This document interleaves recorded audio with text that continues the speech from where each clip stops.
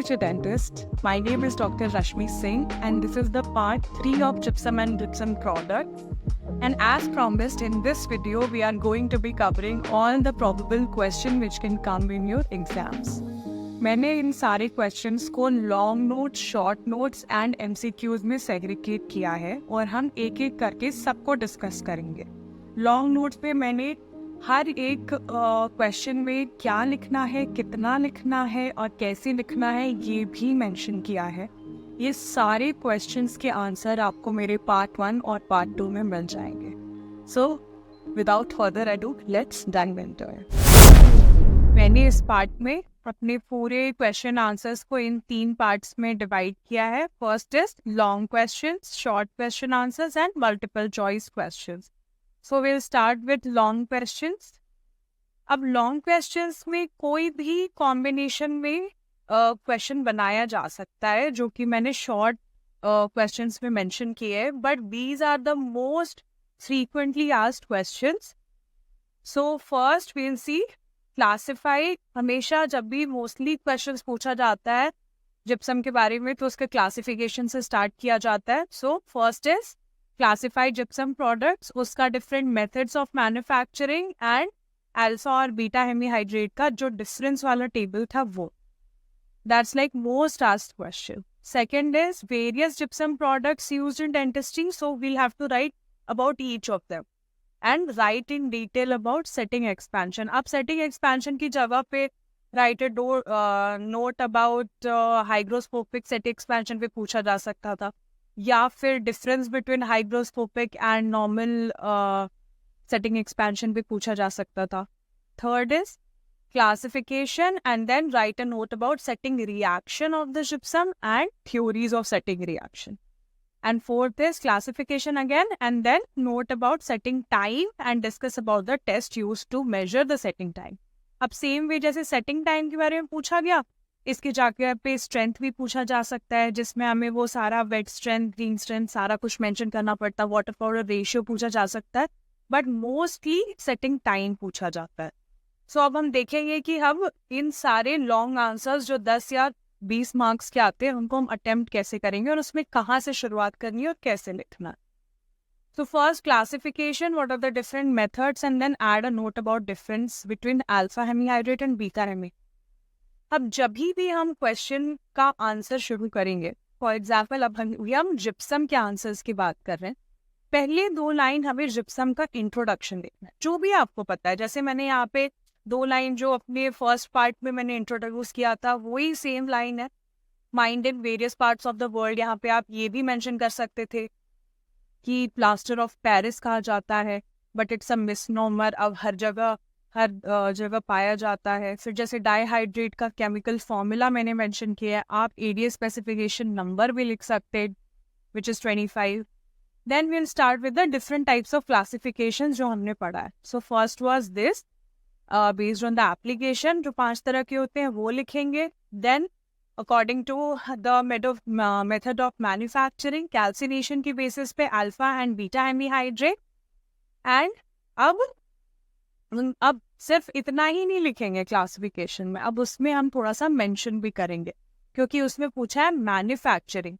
तो अब मैन्युफैक्चर कैसे होता है? ड्राई कैल्सिनेशन से होता है, वेट कैल्सिनेशन से होता है एंड सब मॉडिफाइड हेमीहाइड्रेट कुछ चीज़ों के एडिशन से होता है. सो अब ये तीनों हम अच्छे से एक्सप्लेन करेंगे एंड देन लास्ट में जो नोट लिखा गया है अल्फा एंड बीटा हेमीहाइड्रेट का वो मेंशन करेंगे. सो अगर कोई भी लॉन्ग क्वेश्चन आता है तो हमें उसमें उसके वेटेज के हिसाब से, अगर 10 नंबर का है और उसमें 2 पार्ट है तो हमें देखना है कि कौन सा पार्ट बड़ा है, उस हिसाब से हमें अपना उतना ही अमाउंट लिखना है और उतना ही नंबर का वो पूछा जाता है. कई बार 10 मार्क्स का है तो 7-3 होता है, एक बड़ा पार्ट होता है इस क्वेश्चन का, एक छोटा पार्ट होता है. अगर 2 इक्वल इंपॉर्टेंट चीज पूछी गई है तो 5 भी हो सकता है ना. उस हिसाब से हमें अपना वेटेज को देखना है और उतना ही लिखना है. Second, various gypsum products used in dentistry and details about the setting expansion. Again, whatever is asked about gypsum, we have to mention 2 lines about the introduction. Same thing you can write. And then now what is asked various gypsum products. So first we have to write what are the gypsum products present, and then about each of them, what is it's called, what are the other names, and then applications about each of them. And then setting expansion. You have to write what is the setting expansion, significance of setting expansion, factors affecting setting expansion, types of setting expansion. यहीं पे अगर सिर्फ hygroscopic पूछा जाता तो सिर्फ setting expansion के बारे में 2 लाइन लिखते और उसके बाद हम सीधे टाइप्स ऑफ सेटिंग एक्सपेंशन लिखते और फिर हम हाइग्रोस्कोपिक के बारे में शुरू हो जाते और बहुत से बहुत नॉर्मल के बारे में थोड़ा सा लिख देते. लेकिन यहाँ पे पूरे सेटिंग एक्सपेंशन के बारे में लिखना है तो हम कोई भी पार्ट छोड़ नहीं सकते. देन नॉर्मल सेटिंग एक्सपेंशन, जो कि मैंने ऑलरेडी बहुत डिटेल में समझा रखा है. We have to draw the diagram and this diagram is very important, and not just the diagram, you have to mention the stages which is written here on the top, and then you have to explain each of them like this. And then hygroscopic setting expansion, you have to draw the this graph also, and then you have to write how much is the setting expansion of each of them. You have to remember this, and then this diagram, same as the normal setting expansion.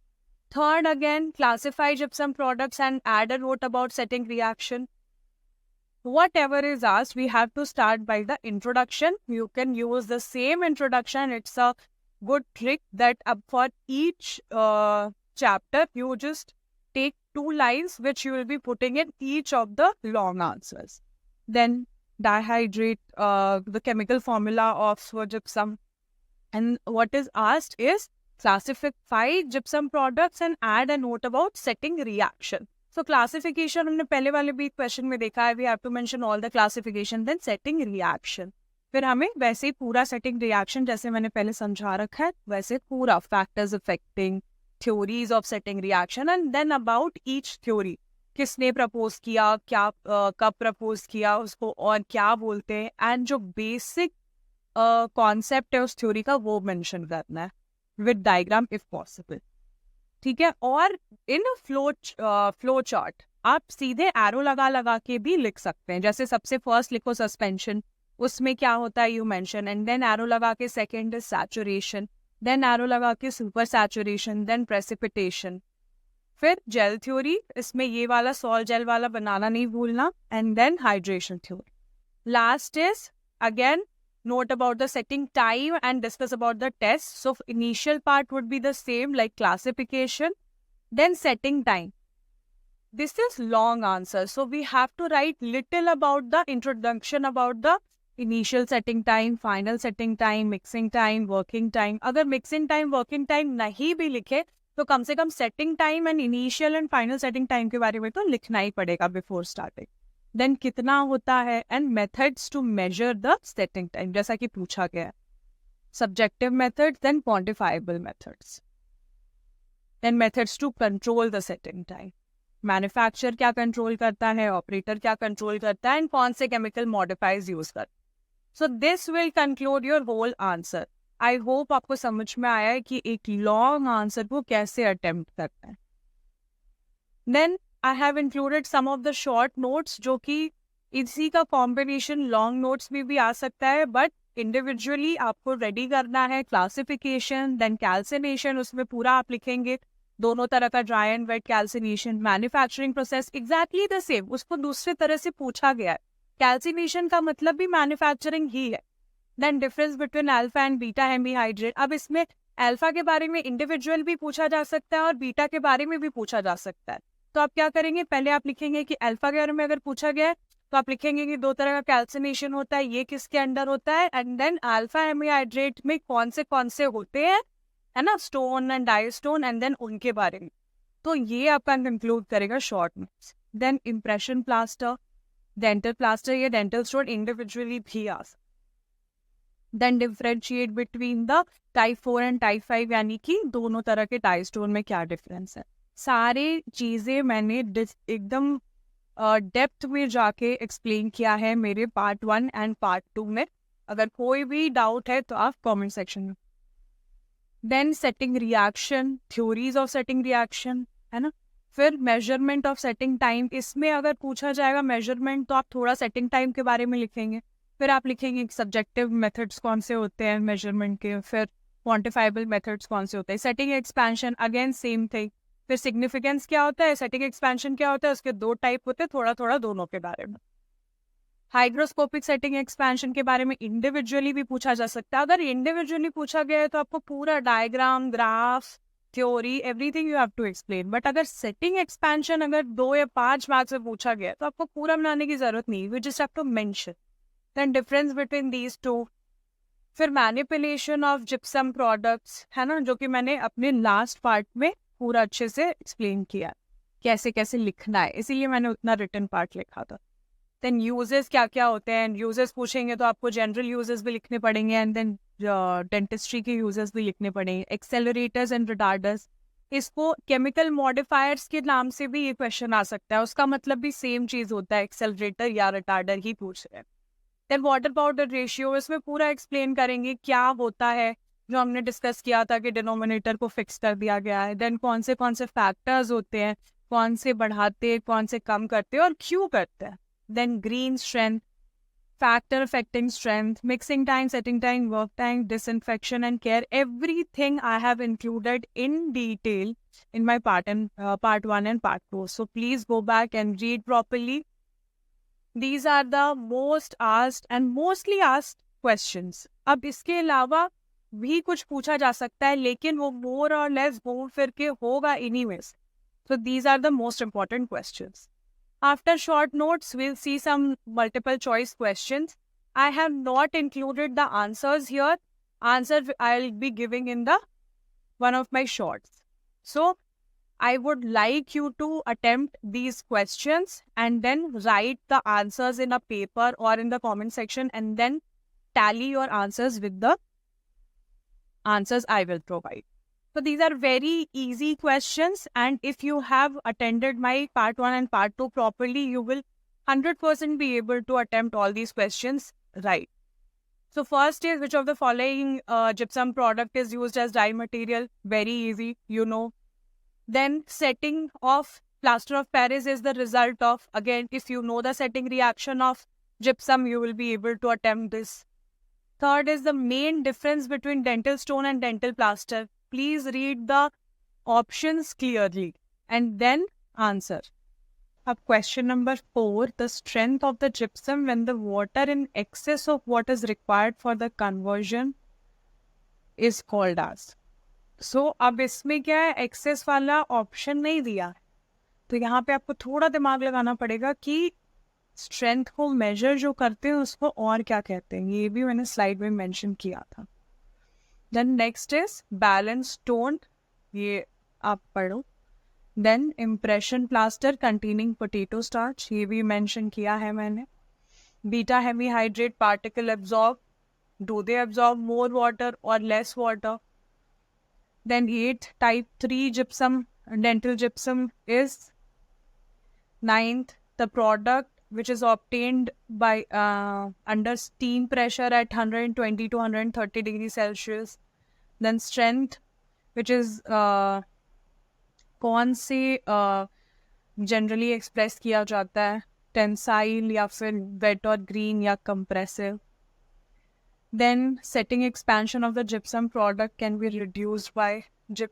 अब क्या है कि ये कोई भी question अब कौन से बढ़ सकता है, कौन से कम हो सकता है, n नंबर ऑफ MCQs बनाए जा सकते हैं इसी कॉम्बिनेशन में।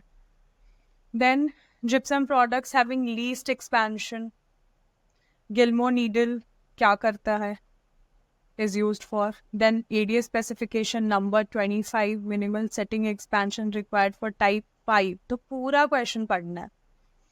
देन एक्सेलरेटर्स एंड रिटार्डर्स कौन से क्या करने के लिए यूज़ किए जाते हैं। वाटर पाउडर रेशियो क्या होता है स्टोन एंड प्लास्टर का। फिर वाटर ऑफ रिएक्शन कितना होता है required for 100 gram of calcium sulphate को कन्वर्ट करने में डाइहाइड्रेट में। Then green strength with reference to plaster, ADA specification number, ये तो एकदम बाय हार्ट होना चाहिए अभी तक।